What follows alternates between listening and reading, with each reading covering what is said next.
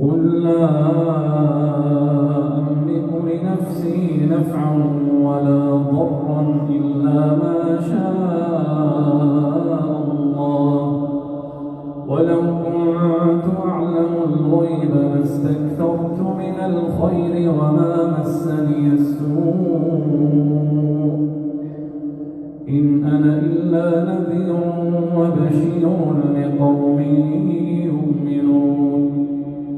هو الذي خلقكم من نفس واحدة وجعل منها زوجها ليسكن إليها، فلما تغشاها حملت حملا خفيفا فمرت به، فلما أثقلت دعوا الله ربهما لئن آتيتنا صالحا لنكونن من الشاكرين، فلما آتاهما صالحا جعلا له شركاء فيما آتاهما، فتعالى الله عما يشركون.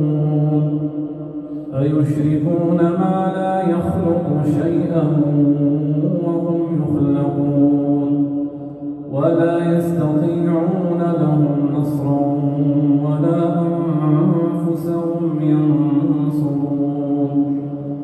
وإن تدعوهم إلى الهدى لا يتبعوكم، سواء عليكم أدعوتموهم أم أنتم صامتون. إن الذين تدعون من دون الله عباد أمثالكم، فدعوهم فليستجيبوا لكم إن كنتم صادقين.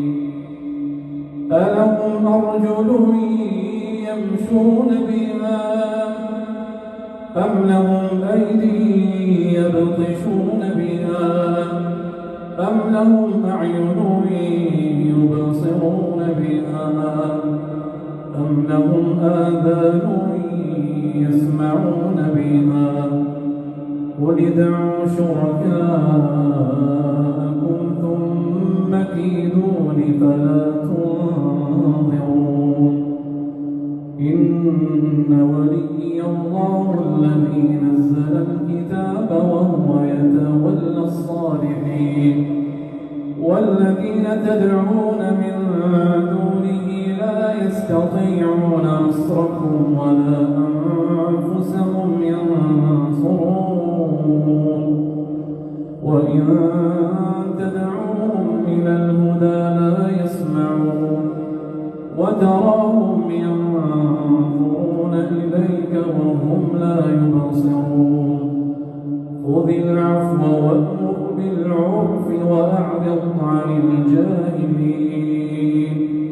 وإما ينزغنك من الشيطان نزغ فاستعذ بالله، إنه سميع عليم.